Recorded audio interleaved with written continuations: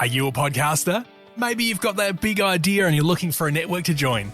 The multi-award-winning Ozcast Network can get your content to eyes and ears all over the world. Join now for the first month free, and you could be featuring this sound at the beginning of your podcast. Ozcast.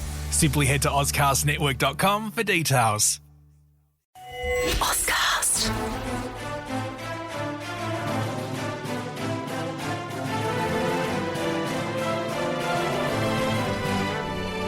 Welcome back to the Deep Dive.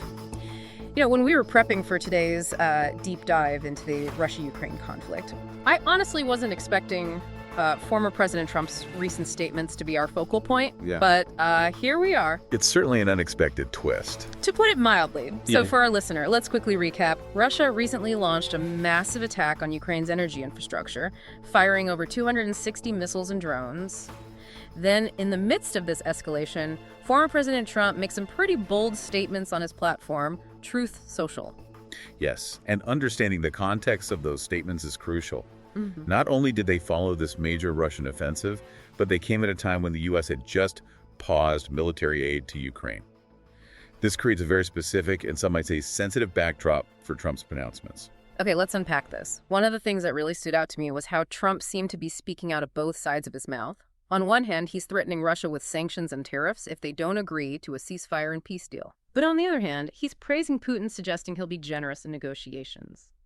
How do we make sense of these seemingly contradictory messages? It does seem paradoxical, but perhaps we can view it as a calculated tactic. By combining threats with an appeal to Putin's potential for generosity, Trump might be attempting to play good cop, bad cop. It's a negotiation strategy that aims to pressure someone into compliance by presenting them with both a negative and a positive consequence. The question is, could this approach actually be effective with someone like Putin? That's a great point. You know, it almost feels like Trump is trying to insert himself as some kind of key power broker in this whole situation. Like he's the only one who can bring Putin to the negotiating table. Yeah, it certainly gives that impression. This ties into another interesting aspect of Trump's statements. His characterization of Ukraine. He describes them as difficult and claims they don't have the cards. This language seems to downplay Ukraine's position and perhaps even shift some blame for the stalled peace talks onto them. It's a surprising take, to say the least, especially considering Ukraine is the one being invaded. But you know, this actually reminded me of something that happened back in 2025. That rather tense Oval Office meeting between Trump and Ukrainian President Zelenskyy. Remember that? Of course. It was a pivotal moment in U.S.-Ukraine relations. Zelenskyy was desperately seeking more support from the U.S., while Trump and then Vice President Vance seemed more interested in pushing Zelenskyy towards negotiations with Putin. Am I remembering that correctly? We are. It was during that meeting that the U.S. first hinted at potentially pausing military aid to Ukraine, which, as you can imagine, sent shockwaves through the international community. It did, and it really seemed to set the stage for the kind of back-and-forth approach we're seeing from Trump now, dangling the possibility of support while simultaneously pressuring Ukraine to make concessions. Precisely. And that brings us to another significant statement from Trump. His claim that if Ukraine isn't willing to settle, the U.S. is out of there. Wow. What kind of message does a statement like that send, not just to Ukraine, but to Russia and the rest of the world? It feels like a pretty major departure from the traditional U.S. stance of supporting its allies. It does indeed. And it raises some critical questions. Is this a genuine threat or just bluster? If it's a genuine threat, what does it mean for Ukraine's ability to defend itself? And perhaps even more importantly, what does it signal about the future of U.S. foreign policy? I mean, if the U.S., a global superpower and historically a key defender of democracy, is willing to step back from a conflict like this, what does that say about its commitment to global security and the principles it supposedly stands for? That's a crucial point. This isn't just about Ukraine. It's about the role the U.S. chooses to play in the world and how it uses its considerable power and influence. You know, for someone who often claims to put America first, this doesn't seem like a very America first policy. If we abandon our allies and allow authoritarian aggression to go unchecked, it creates a more unstable and dangerous world for everyone, including the U.S. It's a valid point. The consequences of U.S. retrenchment could be far-reaching and potentially detrimental to its own long-term interests. So we've covered a lot of ground here, but to be honest, I'm still left wondering, what's really driving Trump's actions in all of this? Is he genuinely trying to broker peace, or is this all part of some larger political game? That's the million-dollar question, isn't It it? is, and it's one we'll continue to grapple with as we delve deeper into this complex and ever-evolving situation. It's interesting, right, how Trump frames this idea of being a deal maker as his central approach to foreign policy. It's a theme we saw play out throughout his presidency, often with mixed results. Indeed.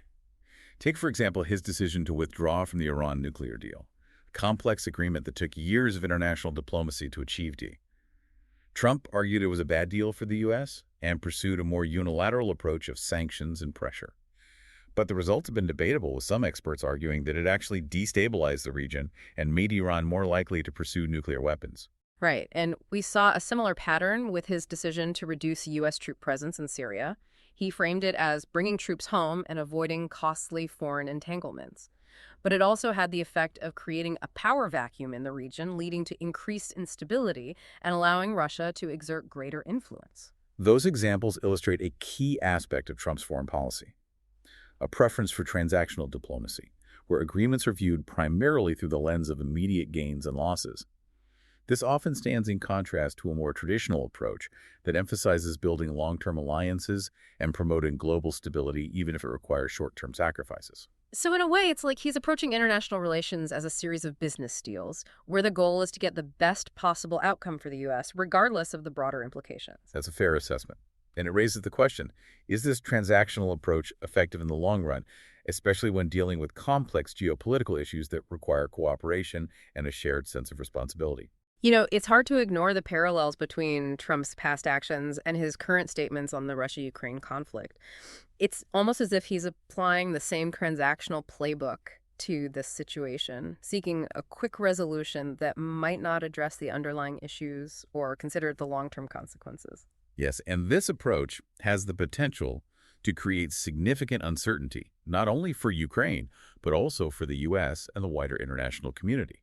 Uncertainty is a good word for it. You know, for our listener who might not be as familiar with all the ins and outs of geopolitics, could you break down exactly why this uncertainty is such a big deal?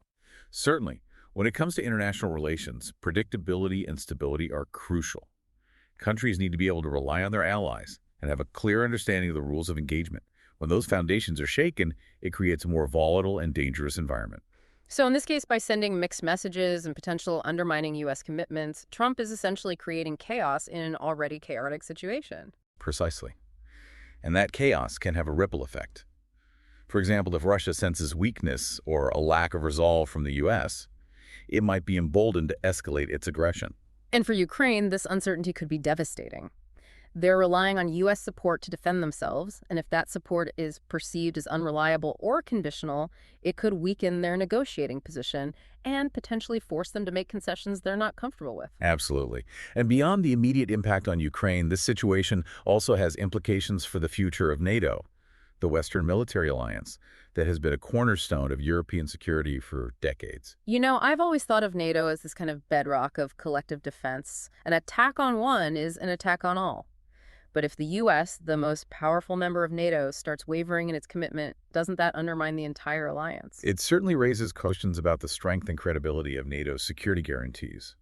If member countries start to doubt the U.S.'s willingness to come to their aid, it could weaken the alliance's deterrent effect and potentially embolden adversaries like Russia. It's almost like we're witnessing a shift in the global balance of power, with the U.S. seemingly stepping back and other actors like Russia and China potentially stepping in to fill the void. The concept of the balance of power refers to the distribution of power among different countries or groups of countries. It's often seen as a way to prevent any one nation from becoming too dominant and threatening the stability of the international system.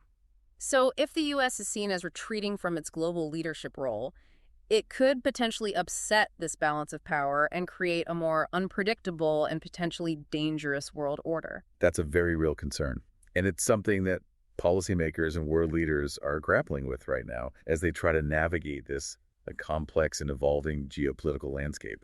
You know, it's fascinating how this whole situation ties back to some fundamental questions about the role of the U.S. in the world and its responsibility to uphold democratic values and promote global security. It does, and those questions are becoming increasingly urgent as we face new challenges and an evolving global order. This deep dive has really brought those questions to the forefront.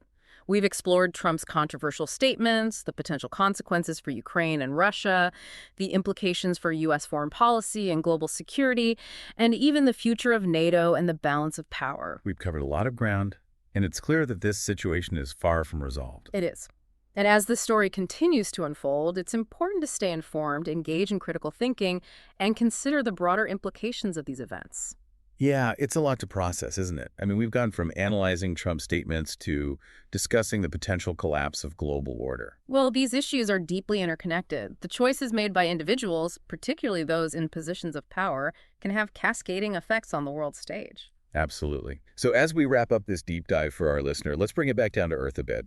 What are some key things to keep in mind as this situation unfolds? What should we be watching for? First and foremost, we need to pay close attention to how Russia responds to Trump's statements. Do they see him as a credible mediator or just a nuisance? Their actions will speak louder than words. Good point. And what about Ukraine? They're caught in a really tough spot. What are their options if the U.S. does pull back its support? They're facing a difficult balancing act. They need to maintain a strong defensive posture against Russia, while also navigating the shifting political landscape in the U.S. They'll need to be strategic in their diplomacy, both with the U.S. and potentially with Russia directly. It's almost as if they're playing a high-stakes game of chess, with the fate of their nation hanging in the balance. A very apt analogy. And let's not forget the role of the international community. Will other countries step up to fill the void if the U.S. retreats? Or will this lead to further fragmentation and instability? It raises the question, does the world need a strong, unified front to counter authoritarian aggression, or are we entering an era where every nation is essentially on its own? That's a fundamental question that will shape the 21st century. The answers are far from clear, but the stakes are incredibly high. This has been a truly thought-provoking deep dive. We've gone from dissecting Trump's cryptic statements to pondering the future of global order. It's a reminder that even seemingly isolated events can have far-reaching consequences. Indeed. The world is interconnected in ways we often fail to appreciate. What happens in one corner of the globe can ripple outward, impacting us all. So for our listener, we encourage you to continue exploring the sources we've provided and to draw your own conclusions. What do you think is motivating Trump's actions? And what does this mean for the future of the Russia-Ukraine conflict, the U.S.'s role in the world, and the delicate balance of global power? Keep those questions in mind as you navigate this complex and ever-evolving landscape. Yeah. The answers, as always, lie in our collective wisdom and the choices we make as a global community. Well said. Until next time, stay curious, stay informed, and keep diving deep.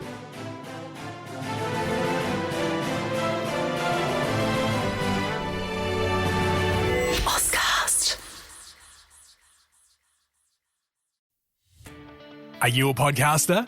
Maybe you've got that big idea and you're looking for a network to join.